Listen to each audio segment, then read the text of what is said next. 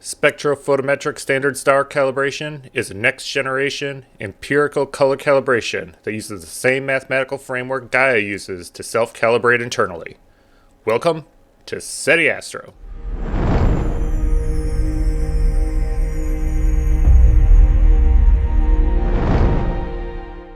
So as always, make sure you have the latest version of Seti Astro Suite Pro. Head over to setiastro.com under Astro Program, Seti Astro Suite Pro.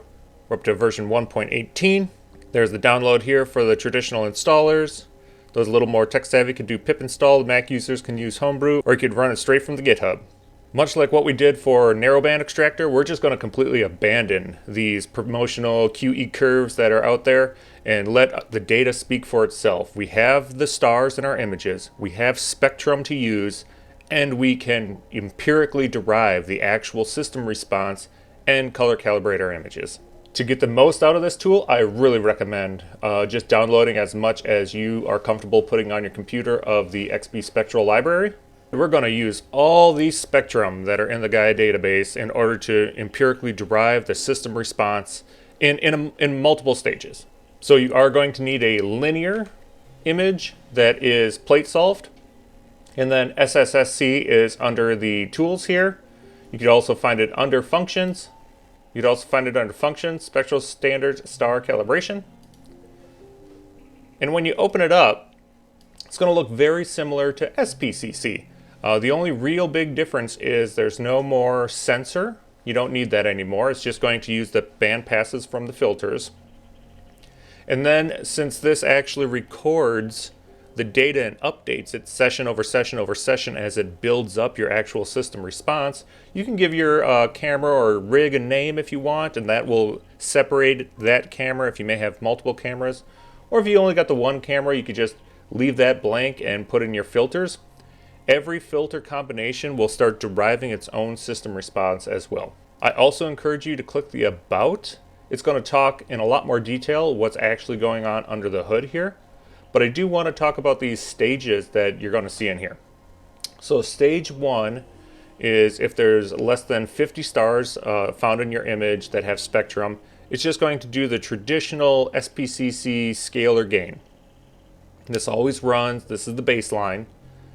Stage 2 starts deriving color dependency gains for each filter band. This is going to be an affine or quadratic fit depending on your data, and I'm going to show a little visualization of this here as well. So this is already exceeding traditional SPCC, and the quadratic fit is how SAS Pro actually does SPCC. So stage 2 is very much still in the comparable to SPCC results. Stage 3 is where we start really getting some difference here. Now this is where you have a lot of stars in your image, and it can use all those spectrum and start actually teasing apart the actual system response of your telescope as a whole. Cooler red stars will start constraining the red edges of your filters. Brighter blue stars will start constraining the blue edges of your filters, and everything in between. And then stage 4 is a future state for the DR4 release and a multi-night session. So what we're going to be able to do in the future, actually using the same technique, is tease apart the hardware response of your entire optical train from that of variability in the atmosphere itself, and we could decorrelate those and actually build up a full system response for your telescope rig that then we could save and then just use very rapidly for calibration in the future. But that is a future state. We are going to need more data from Gaia in the upcoming DR4 release, and then we'll need to do air mass calculations and stuff for multi-night imaging. But so right now we got stages 1 through 3, and stage 4 is a future thing. So let's look graphically a little more at what these stages are. Okay, I have here a very simplified model of star flux measured versus expected, and anybody familiar with SPCC curves, you're going to recognize this. There's going to be a long linear stretch, and then there'll be a tail where the data just goes nonlinear. And the traditional SPCC is a scalar fit, right? It's just going to adjust the blue and red channels with the multiple to adjust them to the green channel. And here you can see how that fits with a error RMS. And along with traditional SPCC, sometimes they'll do affine fits, which is kind of like fitting a y equals mx plus b curve to it to capture more of that data in there. And you can see the error goes down again. In SAS Pro, I actually fit a quadratic term to the SPCC calculation. And you can see, again, the error term goes down. And if we put all three on here, you can see it goes from a 0.065 to a 0.056 to a 0.038.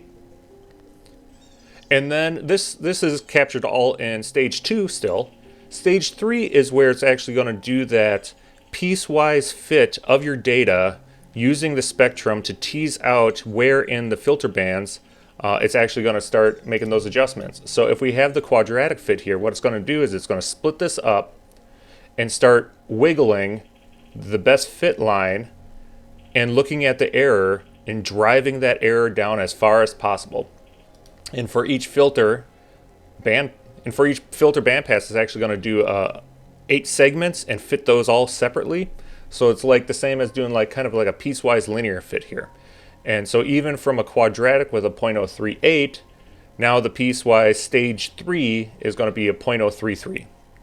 And you see how much better that's actually going to fit our data from our stars and drive our actual system response. So let's go actually check out some real data, use SSSC, and get you guys rolling. The first thing to do before you even run SSSC is we need to do a background neutralization. So click background neutralization. You can click find background, apply the neutralization, and I could update the stretch here. Still quite a strong kind of a bluey-green tinge to it, right? We just neutralized the background, that's all we did. But now let's go ahead and open SSSC. I have all the filters. I use Antlia RGB filters and the SV Boni 260. And now I'm just going to click Fetch Stars and Spectra. That's going to detect all the stars in our image. It's going to fetch all the spectra for us from the Gaia databases downloaded. There's some other options in here too, the started text threshold. If this is too high, you won't detect enough stars. If that's too low, you may get some error saying it found like 300,000 stars, and that's just all noise. So a sigma of 15 is a good kind of starting point if you want to try that. There are some advanced parameters here. I don't recommend messing with these, but once we have DR4 data, then we may mess with those a little bit more. So now it's determined all the stars in our image. Here's all the spectral distributions. Out of the 6,000 stars it found, over 1,000 have Gaia spectrum. And not all of them listed actually had spectral classification type, so there are some inferred types in there. But that doesn't actually affect anything. That's just mostly for the distribution for you to look at. But now it also says here, this is the first run for this filter set. SSSC is going to accumulate your data for your filters. Like I said, you can give it a name if you want, such that over time it's going to continuously improve its measured system response for you. And it also allows it to slowly drift over time as your sensor ages, temperatures may change on your sensor, filters ages, AR coatings age, whole bunch of things like that slowly age over time, and that's going to allow this to continuously update your system response. So let's go ahead and run SSSC calibration. Now it has to actually redetect the stars, and this is on purpose. I find that the redetection actually really helps zero in on those star centroids. So it's actually pretty important for this. And then if you're watching in the terminal too, you're going to see it measuring actually the photometry of all the stars.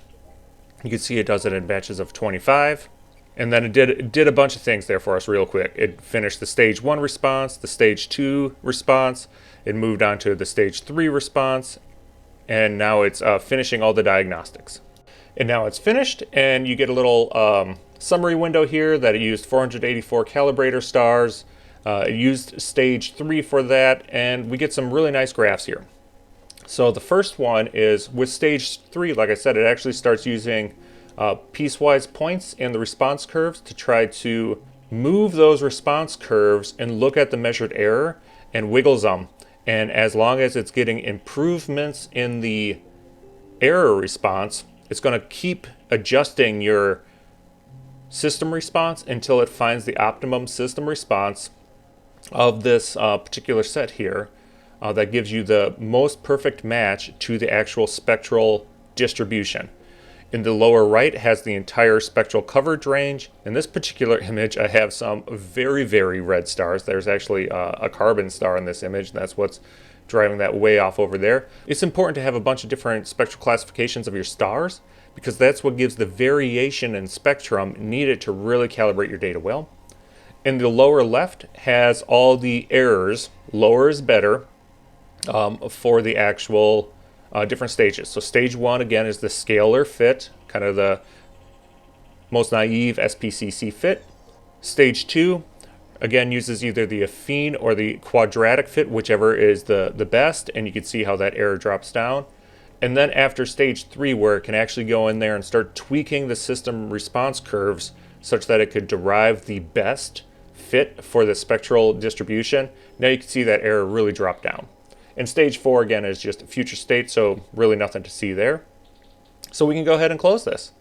And now here is the actual color calibrated image. We can do an undo. So this was that greeny overcast before. Here we can make this big. And then let's go ahead and redo the color calibration here. And now this is really exact. And that one star that I had mentioned is actually this one right here. This is a carbon star with like a B minus V of like plus 3.5 or something. It's ridiculous. For you OSC users, be sure you're selecting like Sony R, and if you have a cut filter on there, and Sony G, or if you have a Canon or a Nikon, even though those actually do contain the published QE response curve along with it, stage 3 is going to adjust that anyways. So having that curve like that in there really isn't as important as it used to be with SPCC. So for OSC, again, you're not selecting a sensor, just you got a Sony, it has red Bayer pattern on it, it has a green Bayer pattern on it, and a blue Bayer pattern on it. So just go ahead and select those, and then we'll just go ahead and run it on this Galaxy over here. And then step 2 is to run SSSC calibration, and there's like just shy of 500 spectrum here. And now it's going to go ahead and do the measurement of all the photometry. All right, and there we go. And here's our summary of the errors. Here's a little graph as it's building up the system response. And here's our color calibrated Galaxy. Again, here's before and after.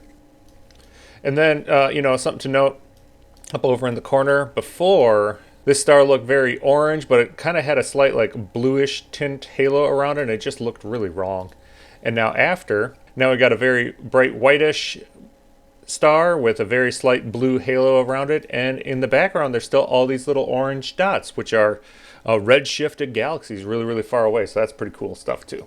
Well, I hope you guys get a lot of great use out of this and start building up your own system response for your filters and sensor combo, and start color correcting your data with the new empirically derived system response through Spectrophotometric standard star calibration. Please comment, like, and subscribe.